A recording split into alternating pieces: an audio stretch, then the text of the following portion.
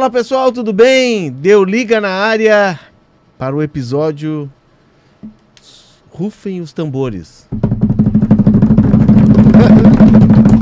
52. Quantas semanas tem um ano? 52. Vai, ainda bem que tu perguntou pra ele, Léo. Porque a conta aquela mais grosseira, o cara dizer 48, né? 4 semanas por mês, 12 meses, 4 vezes 2, 48, né? Não, 52 semanas e não falhamos, Lucas Arruda, nenhuma semana. Como diria o filósofo... Não Muricy teve Ramalho, calor, não teve frio, não teve praia, não teve planeta Atlântida, carnaval, nada tudo. nos parou. Natal, Ano Novo, Tudo. estávamos aqui. Estávamos todos aqui. Todos aqui. Passamos por Páscoa, todos os feriados, dia do trabalho, embora para nós todo dia seja o dia do trabalho. E não A tem notícia problema. não faz feriado. E não tem problema que falte notícia, né? Não. Já estamos há meses já sem futebol internacional, tirando E o Mundial de Clubes. Sim. E a pauta E sempre com quente pautas aqui. quentes. E esse é o grande lance do Deu Liga, quando a gente apresentou o projeto, que, ao contrário dos vizinhos barulhentos aqui do lado do Mapa da Copa, ele tem uma temporada que para em determinado momento. Uhum. Não, porque o Mapa da Copa acompanha a Copa Libertadores e a Copa Sul-Americana. E chega um momento que essas competições elas terminam. O Deu Liga não. Como a gente está numa temporada europeia, a gente não tem férias. E mesmo nas férias europeias a gente segue. Porque todo ano agora nas férias a FIFA inventou uma competição, né? Ano que vem tem uma tal de Copa do Mundo no meio do ano. Um campeonatinho, né? É, isso. 48 seleções. Estamos já aprontando o material. Mas episódio 52, um ano. E no próximo episódio, eu já vou antecipar aqui, né? Vai ter ACPIPs, vai ter bebida, vai ter champanhe. Rafael Ramos, nosso produtor, está providenciando. Patrocinado pelo apresentador do programa. Sim, e como é um podcast de futebol europeu, o champanhe vem da região de... Champanhe. Então ele já está importando 150%, uma importação 150%, 50%, isso aí. né? Porque a França não nos taxa. Inclusive, o presidente da França é muito amigo do presidente do Brasil, né? É amigo do Rodrigo Oliveira. Também, também. Ele gosta do povo. Gosta. Do povo, ao contrário de outros presidentes. Então, semana que vem o episódio de um ano, aí sim a comemoração, que vai ser um guia. Né? Vai ser um guia da temporada. Mas o episódio de agora é um episódio que eu acho, Lucas, Eduardo e Walter, muito legal. Futebol em tempos de guerra. Porque futebol e geopolítica, futebol e política, eles se misturam, né? E a gente pegando o gancho de muitos jogadores brasileiros indo para a Rússia, né? Tem um fluxo que foi reaberto, embora os clubes russos estejam fora das competições europeias, o mercado é atraente. A gente está aproveitando para fazer esse gancho de futebol em tempos de guerra, porque nós estamos vivendo Rússia e Ucrânia, né? Um futebol nos tempos de guerra, porque o futebol lá não parou. Não só em Rússia e Ucrânia, a gente tem outras guerras. Na verdade, os tempos de guerra são eternos, porque as guerras pelo mundo, elas não param. Não. A gente tem algumas A indústria bélica se movimenta bastante, né? São algumas de maiores proporções, algumas de menores proporções, algumas interferem no futebol, outras não. No caso, essa interfere bastante. A Rússia é um país que tem boa tradição no futebol, embora não tenha sido campeão mundial. Foi muito mais forte quando era a União Soviética. Baseada nos jogadores da Ucrânia. Basicamente a União Soviética foi um grande laboratório para o esporte, né? Sim. Muito do treinamento esportivo que é aplicado hoje em dia ainda tem como base o que os soviéticos começaram lá nos anos 50 com a ginástica e depois foi se espraiando para outras modalidades. Vôlei, basquete. Então... E como era um país vasto, tu tinha algumas regiões específicas para aquela modalidade. E, por exemplo, o Brasil joga contra a União Soviética na Copa de 58 e se diz que a União Soviética jogava, o futebol científico, porque era um futebol mais estudado, mais mecanizado. Mais mecanizado, com preparação física e outros aspectos. Então, assim, a Rússia, a União Soviética tem uma grande contribuição para o esporte mundial. Exatamente. Até porque o esporte era a bandeira, tu vê que já existia o esporte washing naquela época, né? Já. Assim como o bloco capitalista, o bloco ocidental com os Estados Unidos apostava, e como aposta até hoje os Estados Unidos no esporte, a União Soviética, eu sempre caio na tentação de dizer Rússia, a União Soviética usava o esporte como a imagem de um país saudável, né, de um país vigoroso. E era Não era um país, era um continente. Né? O próprio Hitler, na Segunda Guerra Mundial, usou o Schalke 04 também como uma manobra para... A Olimpíada de 36, esconder algumas coisas e até para tentar provar aquela tese esdrúxula dele, da raça ariana e tal. Ele tentou bastante fazer isso, então sempre teve muito próximo uma coisa da outra, política e a questão do esporte também. A Olimpíada de 36, no estádio de Berlim, o atletismo, aí ele que é não a grande contava, derrota dele, não contava, né, com os norte-americanos, e ele perde a medalha de ouro com o Jesse Owens, perde a final dos 100 metros, e o Jesse Owens faz o famoso gesto, né, dos Panteras Negras com o punho levantado. Enfim, futebol e esporte se misturam, mas no nosso caso, futebol se mistura, Lucas, muito com a política e com a geopolítica. E temos grandes obras já que trazem essas características de clubes e seleções misturadas com interesse, porque o futebol se presta muito para interesses locais, né? O futebol é usado muito como ferramenta para isso. Vamos chamar o nosso índice antes de qualquer coisa? O caso da Rússia e da Ucrânia, os jogadores brasileiros escondidos e o futebol durante a Segunda Guerra Mundial. Começamos pelo caso da Rússia, que tem no Zenit o grande destino neste momento dos nossos grandes jogadores. O Gerson, o Zenit veio aqui e fichou o Gerson do Flamengo. O Zenit tem 7, 8 brasileiros. O Luiz Henrique também. Luiz Henrique tá lá, que era do Botafogo. O Nino, zagueiro. Eu vi o Nino dando entrevista em russo, cara. Olha. E num russo bem fluente. Conseguiu identificar que o russo dele era fluente. Sim. Eu estive na Rússia, né? Toma essa carteirada. Então, assim, e quando a gente foi para a Copa da Rússia, a gente fez um curso de russo aqui. Então a gente domina um pouco o idioma. Não, brincadeira. Tu lembra de algumas palavras mesmo? Sim. Spasibo? Do Spasibo, doble ultra. Que é isso? Doblezien, doble ultra é bom dia e boa tarde. Doblezien é boa noite. E paramos por aí. É isso aí. É só o que ficou. Não, na verdade, a ideia foi mais para ter um domínio do alfabeto cirílico. Né? Porque a Rússia não tem nada de inglês, as placas não tem nada de inglês. Havia colegas nossos na delegação que eles chegavam no metrô assim, eu vim de lá, eu tenho que voltar, quando eu descer eu tenho que ir para lá. Era assim, porque as placas são todas no alfabeto cirílico. Eu, se fosse me basear nisso, certamente eu estaria perdido em Moscou até hoje. Porque eu não tenho senso de direção nenhuma. Mas enfim, voltando aqui, o Zenit, que é hoje o grande endereço brasileiro. Mas teve o Dínamo levando o Bitelo, do Grêmio. Sim. Recentemente é o que eu me lembro. Assim.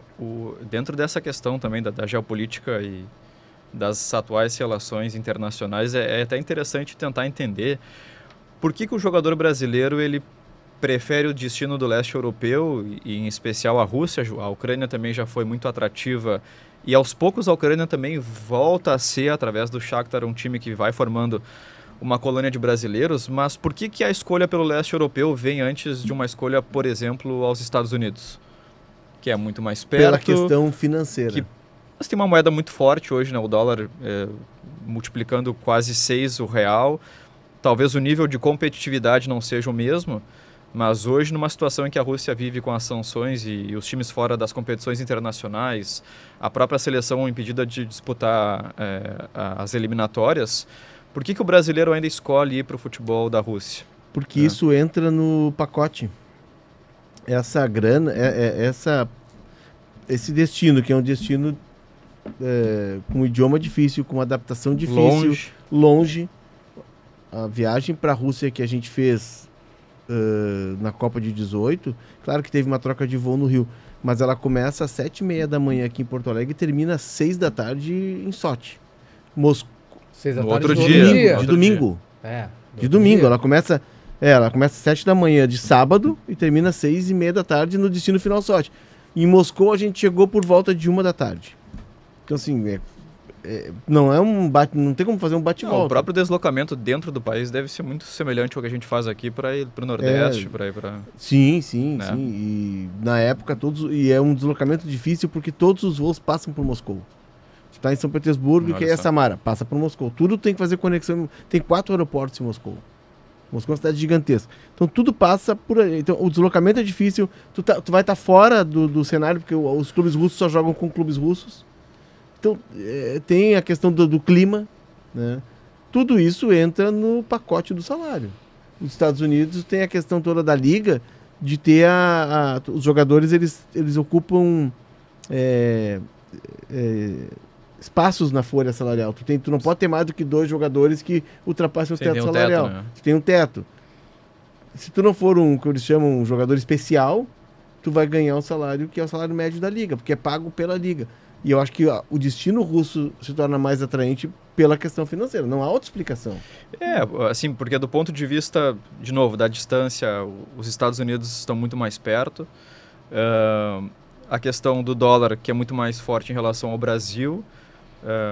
Eu acho que até hoje o nível de atletas especiais que tu destacaste está muito acima. Eu acho difícil realmente compreender a escolha de um jogador hoje de ir para a Rússia.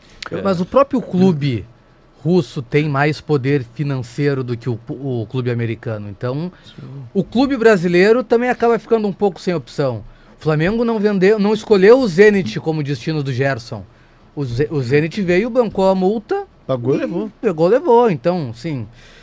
Nessa situação específica, que me parece que é a que mais toca o futebol brasileiro, que é um jogador de seleção, que foi convocado já pelo Ancelotti, ficou um pouco de mãos atadas o Flamengo. Mas se a gente for pegar o caso do Bitelo no Grêmio, o Bitelo foi pro Dínamo, que não é já é tradicional, mas não é o grande clube. O grande clube da Rússia é o Spartak. Tem torcida é o Flamengo da Rússia, tem torcida no país todo. Sabe que o Russão já começou, né? Já começou.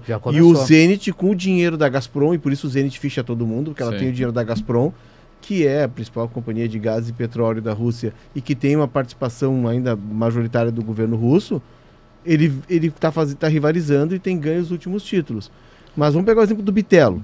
O Bitelo foi pro Dínamo, que não é um clube de ponta. O Dínamo Moscou. Dínamo Moscou. O Grêmio, para vender o Bitelo, que já tinha 23 anos, seria para um mercado de entrada da Europa. Quem é que compraria o Bitelo com 23 anos? Um clube de ponta. Embora o Bitelo seja um baita jogador. Acho que o Bitelo é um jogador com muito potencial. Um Arsenal? Não. Um Wolverhampton, Portugal, que é um clube vendedor? Não, a Portugal, Benfica e Porto compram para revender. O Bitelo já é um jogador, já tinha 23 anos. Um clube menor daqui a pouco das ligas principais. Hoje o Richard Rios, por exemplo, ele foi com 25 anos para o Benfica. Então, mas o Richard Rios é um jogador de seleção. E é uma outra característica também, de mais força, né? E é um jogador de seleção. De seleção. O Bitelo não era seleção. Então, assim, o Grêmio ganhou acho que 12 milhões pelo Bitelo. Acho que foram 10, né? 10 de euros, né? O Grêmio, se fosse vender o Bitelo para um clube da França, mediano da França, ou um clube mediano da La Liga, não pegaria esse dinheiro. Até porque eles não compram por esse valor. Sim. O Betis pagou no Johnny do Inter 6 milhões de euros, com 21 anos, com 20 anos. Então acaba sendo o mercado que absorve esses jogadores. Mas nesse caso, tu acaba perdendo, ou tu tem uma menor chance de revenda do que vendendo para um clube menor de um centro mais prestigiado. O Johnny rendeu pouco para o Inter na primeira venda, mas rendeu agora uma segunda venda. Sim. Então tem esse outro aspecto que na Rússia hoje em dia, por já não ter mais competições europeias no calendário dos clubes do país, acaba sendo um atrativo menor. E tem para mim a única coisa o único que explica é a questão financeira. Mas assim, vale destacar o questionamento do ponto de vista do atleta, né? Não dos clubes. Os clubes de fato vão vender para quem aparecer com dinheiro. Esse caso do Gerson, até se eu não me engano, o Al Nassr apareceu como uma possibilidade no último minuto e já tinha um acerto com o Zenit. Mas o Flamengo tinha um outro clube que ele queria fazer um negócio. Era Roma? Não, Roma já jogou. Era um outro clube que o Flamengo estava negociando e o Flamengo, inclusive, a despedida do Gerson do Flamengo, ela é numa nota muito sucinta. Isso. Porque não foi uma saída tranquila. O Gerson, que os russos certamente ofereceram uma Babilônia pro Gerson, chegaram antes nele e ele já tinha avisado antes do Mundial, eu tô indo. E pagaram a multa e o Gerson foi, mas a ideia do Flamengo não era se desfazer dele e se fosse não era pro Zenit, né? É isso. Mas é um centro que reúne muitos jogadores brasileiros ao longo da história. A relação é muito forte, inclusive, com o nosso estado, né? Personagens da história recente. O Daniel Carvalho, por exemplo, é um jogador que esteve no CSKA Moscou e que foi campeão, inclusive, a nível continental. E que foi um dos caras que marcaram a geração de gaúchos que foram para o leste europeu. O primeiro título continental de um clube russo. Isso. Foi CSKA. A UEFA 2005, se eu não me engano. Né? E o Daniel Carvalho agora, recentemente, completou 10 anos. Ele foi convidado com a família para as festividades dos 10 anos. O CSKA convidou todo aquele grupo, fez um jogo amistoso no estádio. Os estádios são modernos pela Copa do Mundo, são estádios novos, que não foi reformado como o Luznik, foram todos construídos, né? Teve investimento. A questão é que a ideia justamente era isso, era de mostrar uma nova Rússia para o mundo. Só que passados 4 anos da Copa... 7. Começou a guerra. 5 anos depois. 5 anos depois a nova Rússia não tem nada de novo. Sim. Né? Uma Rússia que tenta dominar a região, que tenta impor através da sua força militar. Né? O que se diz é que, conversando com algumas pessoas que estão lá, que a Rússia poderia, se quisesse, terminar com a guerra rapidamente, mas porque está pelo tamanho da Ucrânia e pela capacidade do exército russo e do poderio bélico da Rússia, mas a guerra ela vai se estendendo, ela vai se alongando, e a preocupação agora é que os ataques que ficavam restritos à região mais da fronteira com a Ucrânia já tem ataques a Moscou e a Kiev. E isso deve causar muita insegurança para quem vai lá. E isso também entra no preço de quem está sendo contratado. Pois é na questão familiar, Léo, tu que esteve lá há pouco tempo, é um lugar tranquilo de se morar, de se levar família, filhos, não sei, para a questão do frio também, parece uma cultura mais isolada, assim, não me parece um lugar fácil de tu levar a esposa fácil. E 2, 3 mas filhos, sabe? É seguro. Moscou é uma cidade gigantesca. Bom, Moscou... a questão de segurança, sem dúvida, mas pela questão cultural mesmo, te pergunto, sabe? Mas hoje tu encontra tudo, em todos os lugares, né? Tem uma dificuldade do inglês, a população não fala o inglês, mas aqui no Brasil também não se domina o inglês. Já as novas gerações conseguem se comunicar mais, com pessoas mais jovens tu conseguir estabelecer, pelo menos no período da Copa eles eram muito receptivos. Agora, é um país com dificuldades, um país que a comunidade LGBTQIA+, tem muitos problemas, não pode manifestar o seu relacionamento, seu afeto na rua. A comunidade negra, isso eu ouvi de africanos, tem muitos africanos que vão para lá trabalhar, que sofrem muito com preconceito.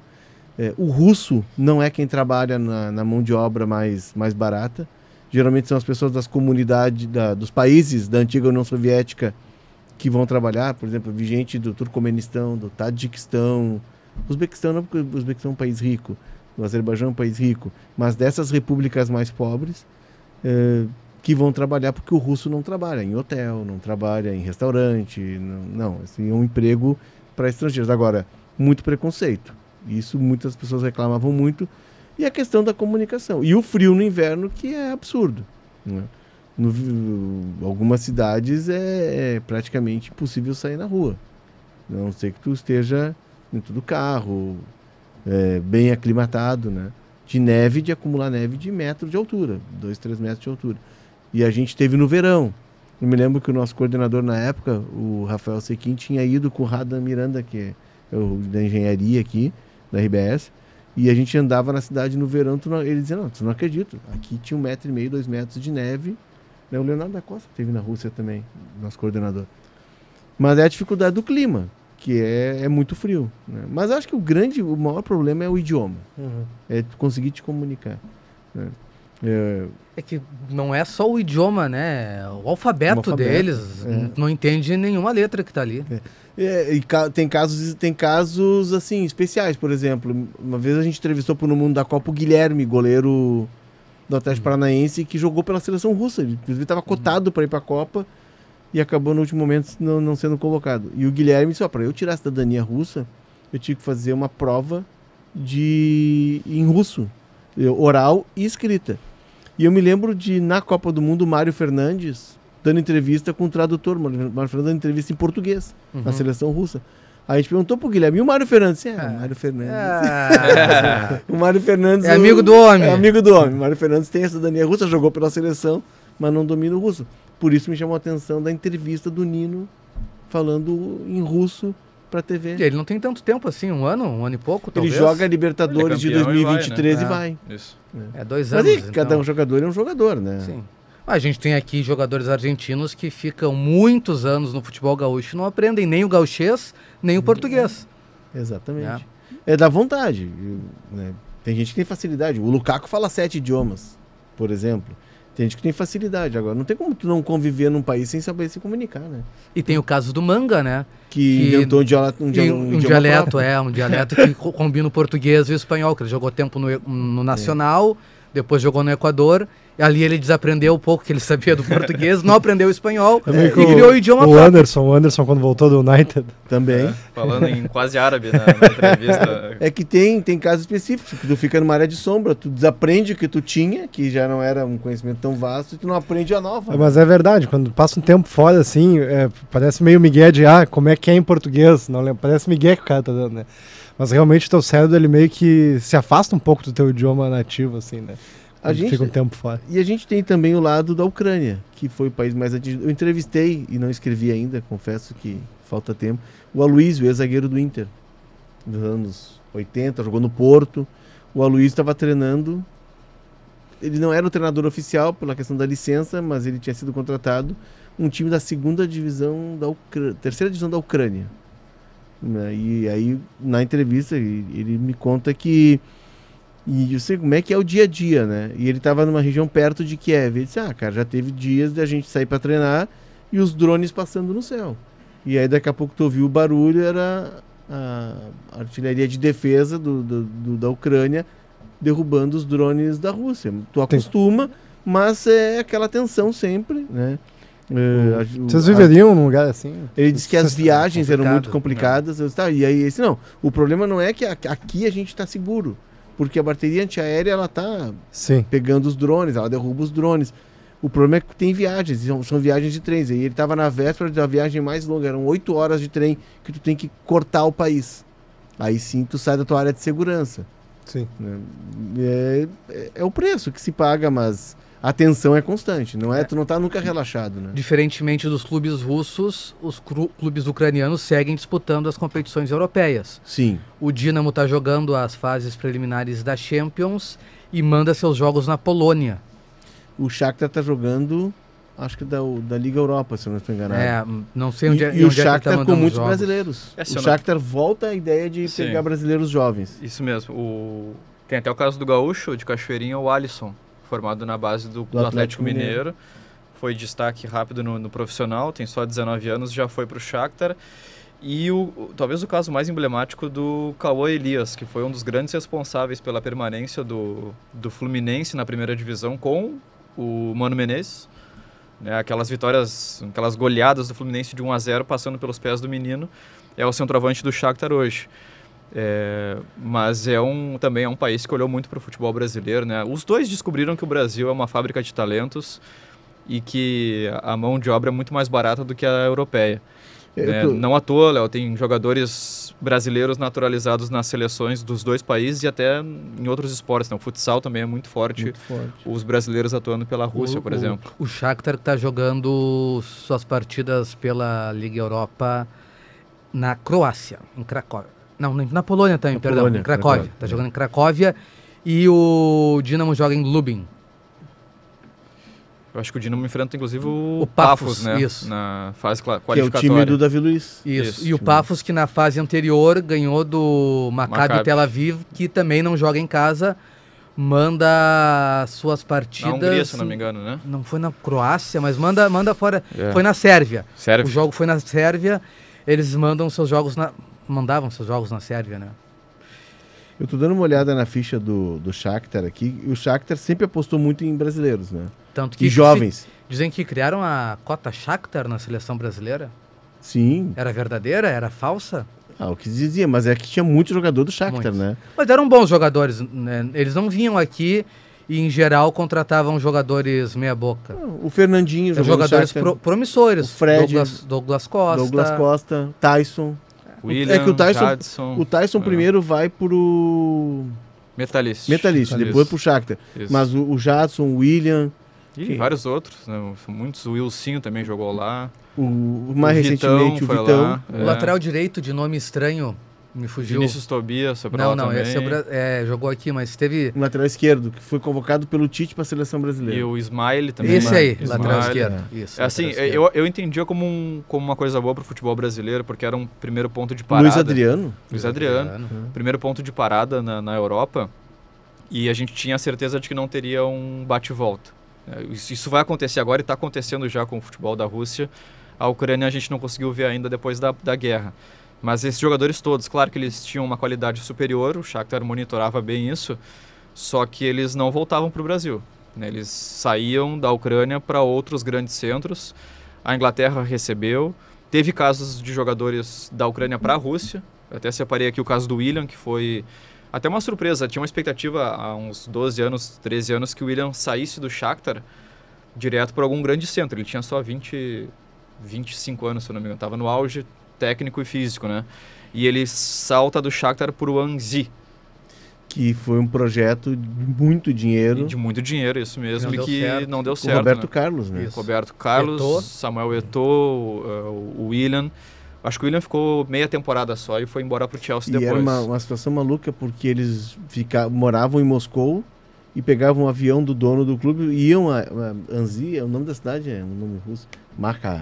Makhachkala, uma coisa assim, né? E eles iam lá para jogar, isso. Terminava o jogo e eles voltavam para Moscou. Um time que durou 21 anos só na história do futebol russo, bicampeão, mas não na fase rica, eu acho, né? Uma fase um pouco anterior. Mas foi um momento em que também a Rússia conseguiu atrair com grande investimento outros jogadores brasileiros. O caso do Hulk também é muito emblemático, né? Sim, o Hulk do Zenit. O Hulk do Zenit, porque estava no auge da carreira também no Porto. Ele é um dos maiores da história do Zenit. Sim, ele é ídolo até hoje. Eu estou dando uma olhada na escalação do Shakhtar aqui, de brasileiros. Tem o Alisson Santana numa ponta e o Egnaldo. Egnaldo, formado pelo Vasco. Ex-Vasco, tá? Aí... que tem Marlon Gomes, Vasco, Pedrinho. Voltou para lá, né? Que é aquele ex-Corinthians. Cauã Elias. Né? Tem dois Pedrinhos. Tem o Pedrinho do Corinthians e tem o Pedrinho que também era do Corinthians, o meia. Tem dois, o Pedrinho esse que foi volta pelo lá. Zenit, não foi? Não, tá aqui no... Não, mas acho que ele passou, né? Passou pelo Zenit. Ele era a tentativa do Corinthians de rivalizar com o Hendrick. Sim, mas acho que ele vai naquela negociação do que vai o Ivan também, que vem o Iroberto. Isso, vai o Mantua também para lá, né? Isso. Que tá o Neverton, um brasileiro, jovem. Também, sim. O Vinícius Tobias. Mas já se ele jogasse na Inglaterra, Nevertown. Não iam gostar muito, nunca. Cidade do nunca. O Palmeiras é um time que está botando muitos jogadores nesse elenco do Shakhtar. Já colocava antes, né? O Palmeiras colocou numa tacada um centroavante chamado Fernando. Sim, que foi para a Alemanha depois. Isso, e o Vitão. O Vitão, antes de vir para o Inter, ele tinha jogado Liga dos Campeões contra o Real Madrid como titular. Por isso que me surpreendeu o Vitão parar aqui no Inter. Porque o Vitão era um cara que já estava numa outra... numa outra etapa da carreira. Aí foi a cota de guerra daí, né? O próprio TT, né, gente? Foi um caso que movimentou muito a imprensa gaúcha, de um jogador que saiu direto da base do Grêmio para o Shakhtar, por um dinheiro significativo e com mais valia, né? Mas o TT acabou não confirmando, né?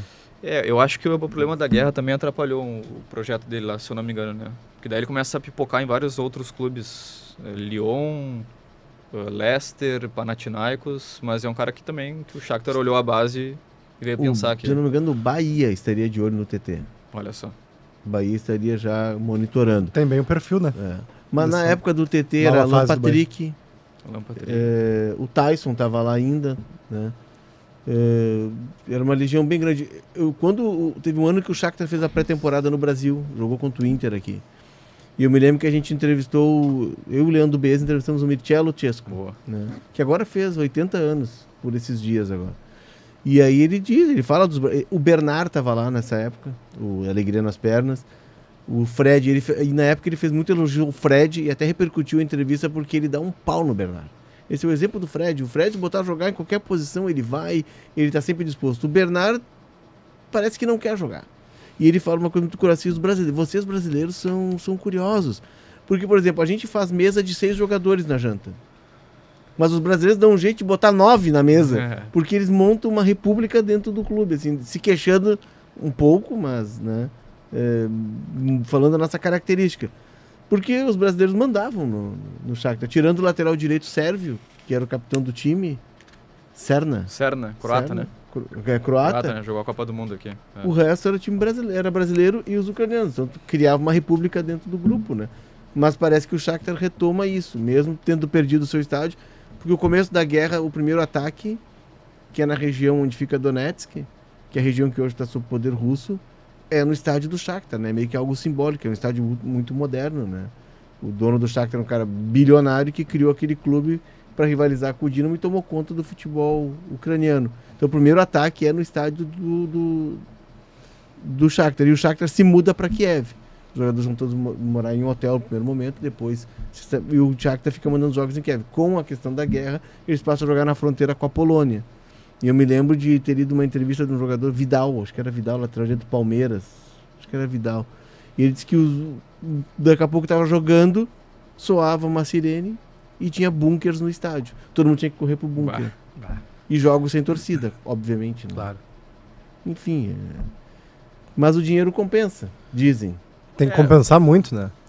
Não me parece uma coisa agradável assim de se viver. Principalmente, o cara vai sozinho, ele aguenta e tal, mas pô, vai com filho, 2 filhos, mulher, família, assim, passando por essa situação.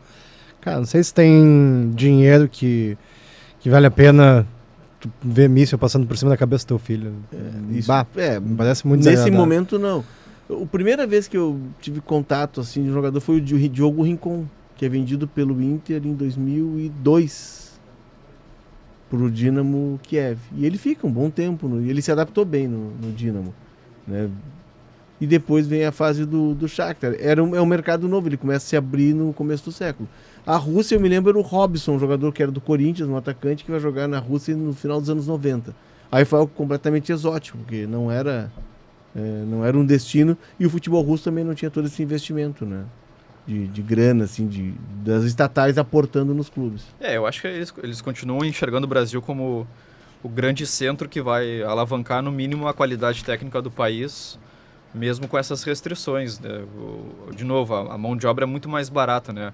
É muito mais fácil o CSKA chegar no Inter e fichar o Bruno Fux por menos de 10 milhões de euros do que chegar na Itália e tentar fichar o zagueiro do Napoli, da Udinese, enfim.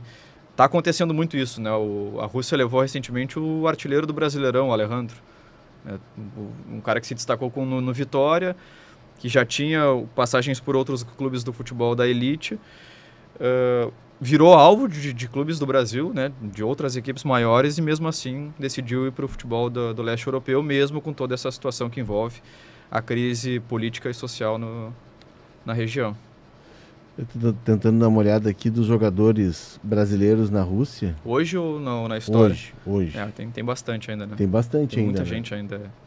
Muita gente. O Wendel também teve a questão, o volante do Zenit, que Elias transferiu ao Botafogo, e ele só não vai por conta das sanções políticas, eu acho, econômicas entre Rússia e Estados Unidos. E aí o Textor, que é um cidadão norte-americano, não pôde validar a contratação, né? Um reforço a menos para o Botafogo e para a sua SAF. Mas é isso, é dinheiro. Né? O Luiz Henrique talvez seja o caso mais espantoso. Que é um jogador de seleção, né? O rei da América, o cara que faz gol na final da Libertadores, leva o Botafogo às maiores glórias depois de tanto tempo, e de repente resolve se esconder na Rússia por conta do dinheiro. Ter sido pelo dinheiro. Tem o Pedro, o Zenit tem o Wendel, Nino, Pedro, que é um centroavante que era do Corinthians. Tá, então esse que eu tô falando, Henrique, tá? Esse que é o Pedrinho, que era do Corinthians também. 19 anos. Exato, é um jogador jovem. O Moisés tá no CSKA Moscou, e o Moisés tá adaptado lá. Moisés, né? É verdade. Legal que ele fique lá, né? Eu queria saber. Moisés, lateral esquerdo, se encontrou, né? Se encontrou no CSKA. Tinha muito vigor, né? Vitor Sá, ex-Botafogo, tá no Krasnodar. Isso. Vamos ver quem mais aqui. O Alejandro no CSKA Moscou com o Moisés. O Krasnodar conseguiu então o ponto que ele queria. Ele estava tentando o Wesley, né, há algum tempo, do Internacional. O Zenit tem o Mantuan, além desses que a gente falou, que é do que já está há mais tempo. Esse é o outro Mantuan, esse é o mais novo, né? Tem dois, porque tem dois, tá né? no Caxias. Isso, que é o Guilherme, eu acho. Né? Esse eu acho que é o Gustavo. Esse é o Gustavo, se eu não me engano. Já teve mais. A Legião hoje ela não é tão grande assim. O Shakhtar tem praticamente o mesmo número. Vai reestruturando. O Shakhtar passou por um período até sem tantos brasileiros, que é num momento pós-guerra, mas que ele está nas competições continentais e com um time de ucranianos.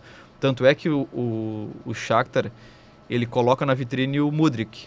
E vende bem. Se capitaliza. Isso, capitaliza em cima do Chelsea. O Mudryk até está com problema de doping hoje, se não me engano.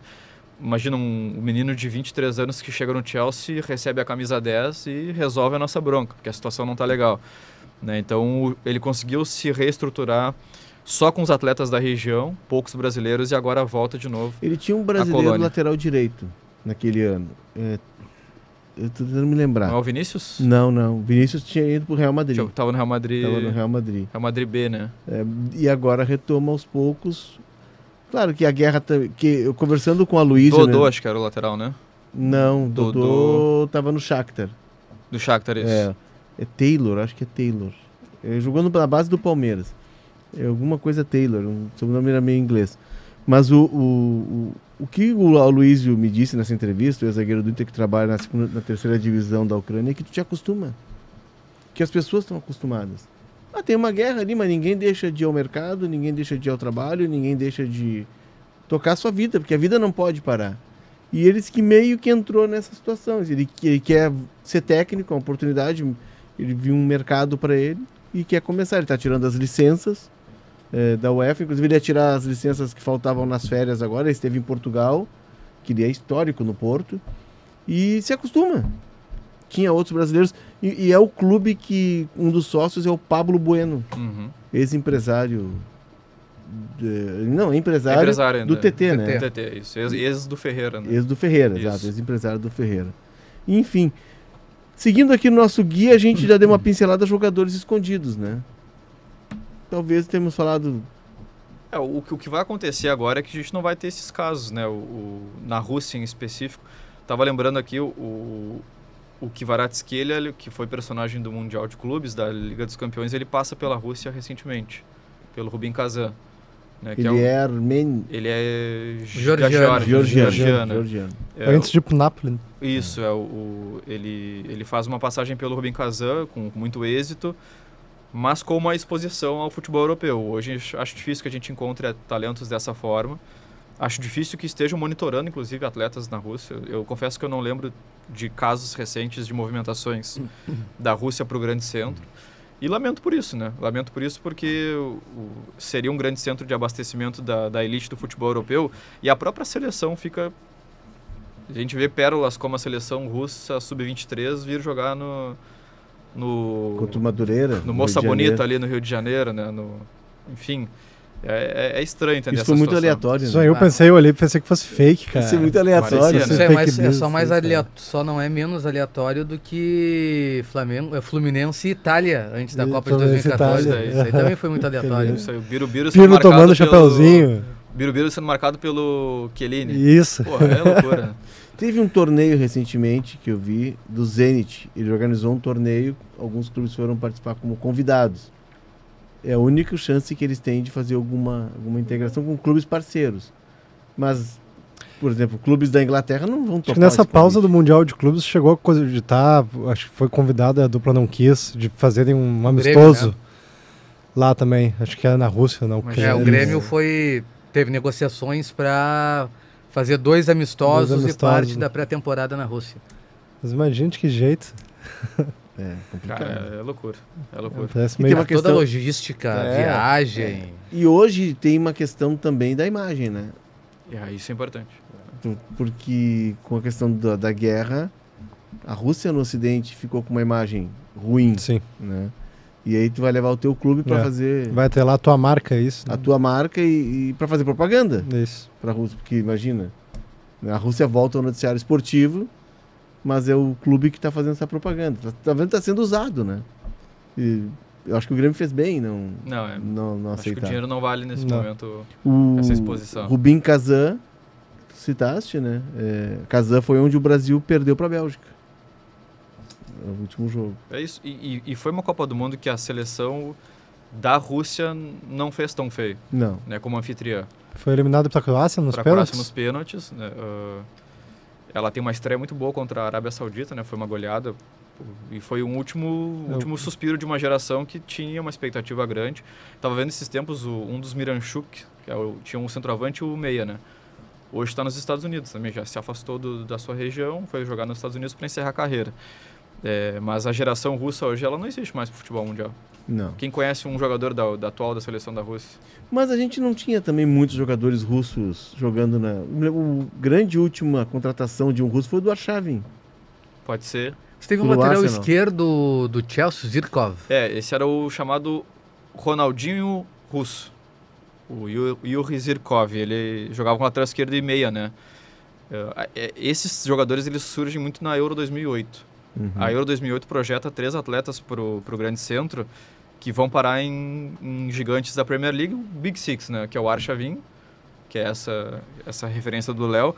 O Arshavin, inclusive, nas redes sociais apareceu essa semana de óculos, com um porte físico diferente. Sim. E o pessoal brincando, esse cidadão aqui que fez 4 no Liverpool em Anfield, né? No mesmo jogo. 4 gols no mesmo jogo, e tu olha pra ele e tu não acha que era um jogador. Mas o Arshavin foi muito cobiçado por todos do futebol europeu naquele momento. O Zirkov que o Walter citou, o Ronaldinho Gaúcho Russo, que ele chamava, o canhoto. Não sei porque o Ronaldinho era bom jogador, mas o Chelsea fichou ele. E o centroavante, o Pavlyuchenko. Era um grandão, também assim, de uma força aérea muito importante. O Tottenham foi lá e contratou ele. Mas é isso, os últimos suspiros de uma geração russa que hoje não tem, se não tinha tantas valências, hoje não tem nenhuma chance. E essas negociações também tinham muita relação porque havia muito dinheiro russo entrando na Premier League, né? Que com a guerra, tanto que o Abramovich teve que vender o Chelsea. O próprio patrocínio da empresa que tu falou, Gazprom. A Gazprom, ela era uma das grandes marcas da Liga dos Campeões. E da Copa do Mundo. Era uma das patrocinadoras âncoras da Copa do Mundo. E não existe mais nenhuma imagem dessas empresas no banner ali dos isso é interessante, só saindo um pouquinho da nossa pauta, né? O Mundial de Clubes mostrou um novo mapa, né? Porque tem o dinheiro da China, patrocínio da China, e foi vendido no último momento o Mundial de Clubes. Até então não tinha todos os patrocinadores. E muito dinheiro árabe. Isso. Né? Foi o fundo que bancou, inclusive. As premiações, tudo. Porque a Copa de 2034 vai ser na Arábia Saudita. Acredito que a Rússia, que a nova Rússia virou a Arábia Saudita. O mercado da Arábia Saudita. Que hoje tu vai jogar na Arábia, tu já não tá mais tão escondido. Isso é verdade. Como era ali atrás a Rússia. Eu acho que tá acima do que era a Rússia, porque a Rússia captava muito o talento brasileiro, alguma coisa do talento argentino, talvez. Mas o que a gente vê na Arábia Saudita é grandes jogadores prontos em grandes centros. Eu acho que nesse aspecto a Liga Saudita é mais forte do que já foi a Liga Russa. Não, eu digo, sim, concordo contigo. Mas eu digo na questão de absorver jogadores, de ser um destino para esses jogadores. Eu entendo, porque se a Rússia tivesse ainda as condições liberadas, eu acho que ela ainda também estaria fechando jogadores numa nova geografia do futebol, nesse nível da Arábia Saudita. Não o Cristiano Ronaldo, claro, mas atletas como Milinkovic-Savic, que a gente falou várias vezes aqui, o próprio Mané, acho que esses atletas até poderiam dar um pulo na Rússia, assim como foi o caso do Eto'o e do Roberto Carlos há algum tempo. Para pegar uma última grana. Seguindo o nosso índice, futebol durante a Segunda Guerra. Como diz aquele nosso amigo, eu não era vivo na época, então eu não sei o que aconteceu, Valtinho. eu não recebo em dólar. Não recebo em dólar. E daí que o dólar aumentou, eu não recebo em dólar. Eu não estava lá para saber, como é que eu vou saber? Mas o Valtinho sabe. Não.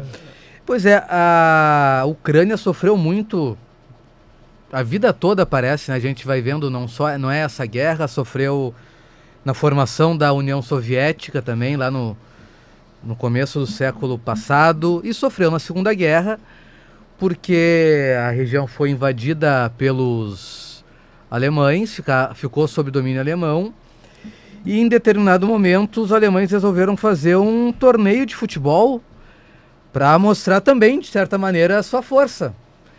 E aí o Dinamo de Kiev, da época, mudou o nome para FC Star e era formado basicamente por funcionários de uma padaria. E esses caras mesmo subnutridos, com cicatrizes da guerra, tendo sido reféns de alemães... E tendo perdido alguns dos companheiros. Disputaram a competição E ganharam, eles não perderam pros times dos nazistas, foram 2 ou 3 times que foram montados para enfrentar. Ganharam, não se entregaram, não temeram também as consequências da vitória, e elas vieram depois da partida, dias depois, alguns foram raptados, mortos, caçados. Mas foi coincidência, né? Começaram a desaparecer os jogadores, mas foi coincidência. Só. Foi coincidência. O jogo virou 3-1, né? Que era contra as Forças Armadas. É o jogo da morte que se fala, né? Que é o UFC Start, que na língua ucraniana é Start de início também, por isso esse é o nome. Sim. E ele foi criado por um cara que era muito fã do Dinamo de Kiev, só que o time tinha terminado e ele tinha visto o goleiro na rua passando. E viu um estado deplorável, assim, e ajudou o cara e tal, e montou esse time aí pra tentar jogar. E só que eles começaram a ganhar destaque, e o Hitler deu uma olhada, obviamente não gostou do que estava acontecendo, e colocaram eles para jogar contra o melhor time que tinha das Forças Armadas nazistas, que era o pessoal da Força Aérea. Que aconteceu? Virou 3-1 para o time, pro UFC Start, e aí reza a lenda que eles foram no vestiário e falaram: olha só, esse jogo vocês não podem vencer, por tal e tal motivo. Eles voltaram e fizeram mais 2 gols, acabou 5-3 o jogo. E aí depois de algum tempo o pessoal começou a assumir. Não foi tem um livro do Galeano, que eu acho que é o Futebol ao Sol e à Sombra, pode ser? Isso. Que ele fala que eles foram fuzilados num penhasco. Aí ele dá uma romantizada no troço. Assim. Não foi bem assim, eles foram mortos porque eram perseguidos como várias outras pessoas eram perseguidas na época. Mas, obviamente, essa partida que eles acabaram ganhando aumentou um pouco a velocidade. Tem um livro chamado Guerra e Futebol, do Andy Dougan, que conta também essa partida do Dinamo de Kiev, né, dos remanescentes do Dinamo de Kiev contra o exército alemão, que é um livro bem interessante também. E tem vários jogadores de destaque que têm alguma relação com a guerra, vários nomes que jogaram na Copa de 54, foram campeões com a Alemanha, serviram ao exército nazista durante a guerra. Fritz Walter, que era o principal jogador daquele time, fez parte do exército alemão. Acho que ele não chegou a ser das trincheiras, aí pra frente de batalha. Mas ele fazia parte. E tem um outro caso emblemático, que é o do Sindelar, que é considerado o maior jogador austríaco de todos os tempos. O homem-papel, porque ele era maleável para se mexer entre a defesa. Ele tinha cintura mole, não tinha cintura dura. Ele é considerado o primeiro falso 9 da história, né? O jogador que recuava para armar, que teria sido morto pelos nazistas por ser um militante contra a guerra, enfim, contra o Hitler. O Hitler, no primeiro momento, ele não tinha entendido a força que o futebol tinha como... Até para fazer o sports washing, que fazem até hoje. Então, foi o Goebbels, na verdade, que avisou ele que, não vai adiantar. Ele gostava muito dos esportes individuais, o atletismo, por exemplo, até para uma marca de mostrar que a raça ariana era superior. E ele achava que isso, objetivamente, era um jeito mais fácil. Um homem corre 100 metros. Então, ele não dava muita bola para os esportes coletivos. Aí aconteceu que o Goebbels chegou nele e falou: olha só, a gente tem que focar no futebol, que é um esporte de massa e tal. E aí, a partir disso, ele começou a meio que desistir da luta greco-romana, do atletismo, de outras modalidades, e focar no futebol para fazer essa lavagem, assim, que ele tentou fazer. Interessante, né, cara? A Copa de 54 tem um pouco já dessa disputa que depois viria a se cristalizar na Guerra Fria, né? Porque afinal é a Hungria, que já estava no bloco socialista, né? Tinha sido absorvida pela União Soviética, não com sua independência, mas era do bloco socialista contra a Alemanha. E sem contar que a gente teve o grande jogo na Copa de 74, a Alemanha Oriental e a Alemanha Ocidental. Né? Isso. Que eram as duas Alemanhas, socialista e capitalista. A guerra mudou todo o cenário. Mas esse é um jogo que termina empatado por interesse, no futebol. O próprio Old Trafford, ele foi bombardeado 2 vezes durante a Segunda Guerra e teve que ser reformado. O United teve que jogar em outros estádios. Foi em 40 e 41 os 2 bombardeios. E um dos poucos lugares que sobraram da arquibancada principal é aquela muretinha de tijolo que sempre aparece atrás do banco de reserva. Sim. Aquilo ali, eles preservaram, eles fizeram questão de preservar aquilo mesmo após as reformas e tal. E é bem estranho, né? Porque não vê um banco de reserva com aquele formato, um muro de tijolo na frente e uma entrada pelas laterais, assim, né? Então eles fizeram questão de preservar para mostrar que o estádio passou por avarias, mas conseguiu se reerguer, assim como o clube e a própria Inglaterra. Uma vez o Evaristo Macedo, quando treinava o Grêmio, o Evaristo Macedo era uma conversa espetacular. Ele jogou com o Puskás, né? Só isso. Com o Di Stefano e tal. E aí, uma vez conversando com ele, assim, tem uma coisa que o brasileiro não vai entender nunca. Eles tiveram guerra. Isso muda completamente uma nação, muda completamente as pessoas que ali vivem. As gerações, elas vêm diferentes. Quem passa por uma guerra, infelizmente, no Brasil, a gente tem a guerra diária da violência urbana. Né? A gente está falando da Rússia e da Ucrânia. O cara vai treinar e tem os drones passando. Isso aqui é um inimigo interno, né? O nosso inimigo. O inimigo de uma guerra é um inimigo externo. Né? É a mesma coisa a gente falar para um russo que aqui a gente tem que se ligar com o celular na mão na rua. Exato, mas Como é que a guerra tem uma outra dimensão. E a crueldade da guerra também, né? Não que a guerra urbana que a gente tem não seja cruel, a gente tem casos aí, mas é uma coisa muito localizada. A guerra não, ela é mais ampla. E a guerra é cruel, em todos os sentidos. Que ela né? se dissolve na normalização. A gente já trata isso como algo corriqueiro e normal. Uma pessoa sai na rua aqui e perdeu o celular ou a vida. Né? A guerra já tem um ambiente mais... Sim, e as pessoas se adaptam, vão tocando a sua vida, mas isso muda a construção daquela nação e daquelas pessoas. E até o senso de que aquilo não vai chegar, de repente, na pessoa, né? Sim. Não vai chegar.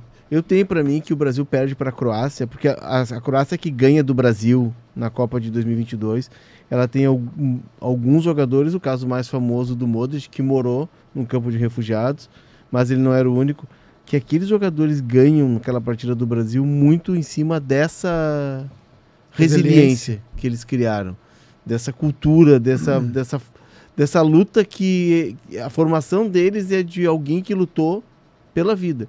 O caso do Modric, a família dele tinha o pai dele e o avô tinham uma pequena porção de terra, eram agricultores, viviam de subsistência e eles foram obrigados pelo exército sérvio a saírem da própria casa. A casa foi incendiada e o Modric foi morar num campo de refugiado. E aí eles deram uma bola para as crianças, porque um monte de crianças sem ter, né, o que fazer. E ali ele começa a se destacar e se percebe que ele tinha talento para isso. Depois ele dá sequência na carreira dele. Então, um cara desses, ele vê um jogo de Copa do Mundo de uma forma diferente que um brasileiro que nunca passou por uma guerra. Eu acho que isso entrou naquela partida. Além, claro, né, do Pedro, a pressão do passe, do Fred se avançando. Enfim. Isso? É isso. Falamos demais, né? Vamos tomar um chá? Vamos, para molhar a palavra. Molhar a palavra, como se diz no Rio de Janeiro. O chá das 5, por favor. E o Chá das 5 é um livro que eu não trouxe, óbvio, esqueci. Né? Ontem eu combinei com o Walter de a gente trazer o livro para mostrar aqui a capa. Como o futebol explica o mundo, um olhar inesperado sobre a globalização. É um livro do Franklin Foer. Ele já tem algum tempo esse livro, né? Tem mais de 20 anos. Mas ele é atual. Sempre. Ele é atual. Então é uma baita dica de leitura. E eu vou te dizer que foi a partir desse livro que eu entendi. Por mais que eu lia, eu nunca entendi a Guerra dos Balcãs. Que é uma guerra muito complicada, né? É muito intrincada. Claro que eles são povos que brigam há séculos. Aquela é uma guerra que ela vem se desenrolando e chegou em 92, né? Começa a Guerra dos Balcãs em 92. Foi um dos conflitos mais sangrentos e cruéis. Nós tivemos notícia, por exemplo, tanto que o Slobodan Milosevic, né, conhecido como Carniceiro dos Balcãs, que era o presidente da Sérvia, ele foi condenado ao Tribunal de Haia por crimes de guerra, né? E essa guerra, ela tem origem numa partida de futebol. Não é origem, ela tem o estopim dela numa partida de futebol, que é um jogo entre Dinamo Zagreb e Estrela Vermelha. E aí tem uma briga. Fecha uma pauleira e camisa 10. Tem a imagem do Boban dando uma voadora num policial e a polícia sérvia não intervém e aí isso deflagra todo porque assim, tinha a Iugoslávia, ela vai se subdividindo, os países começam a declarar a independência e a Sérvia não aceita a independência. E isso vai serve como o rastilho de fogo na pólvora para explodir a Guerra dos Balcãs, que se desenrolou por uma década, né? E tem filmes muito fortes, mas muito legais, contando essa história. Assim. Tem um filme que é com a Andie MacDowell, que ela é a mulher de um fotógrafo de uma agência de notícias, e que ele vai para a guerra dos Balcãs e ela não tem uma notícia dele. E os amigos não sabem mais dele. E ela deixa os filhos com uma amiga, pega um avião e vai atrás dele. Ela consegue descobrir ele na série. Um filme muito legal também. Um outro livro que eu comprei na minha passagem lá pela Espanha é Futebol e Geopolítica. Esse eu não trouxe porque a minha cachorra rasgou toda a capa dele. Eu quis matar a cachorra. A cachorra da minha mulher. Quando eu cheguei em casa, depois de um período, Devorou o livro? Tinha um elemento novo na minha casa. Eu deixei o livro em cima da mesa, não guardei. No outro dia eu voltei, o livro, a capa dele tinha sido consumida. Né? Mas é sinal de que ela quer ler, né? Sim, é um bom sinal. devorou o livro. Já devorou o livro. Mas é também o livro Futebol e Geopolítica, que também. A gente pode indicar disso. Um podcast também ou não pode falar? Claro. Bola de Chumbo é um podcast da Folha de São Paulo que foi descontinuado aparentemente em 2019. São 5 episódios de 20 minutos tratando relação de futebol e guerra. Um desses episódios é dessa guerra que se inaugurou a partir de um jogo de futebol. Fala do jogo da morte também. Interessantíssimo, muito bem editado, um texto muito legal. Os repórteres para dar o crédito Alberto Nogueira e Bruno Rodrigues. Infelizmente não achei mais episódios desse podcast, mas fica aí a dica rapidinho, 20 minutos e temas interessantíssimos. Eu, por exemplo, são 5 episódios? 5 episódios. É o tempo da minha corrida. É isso 100 minutos. É o que o cara aguenta. O cara aguenta. 8 quilômetros em 20 minutos, não é não? Claro. Dica de viagem, porque futebol é uma viagem.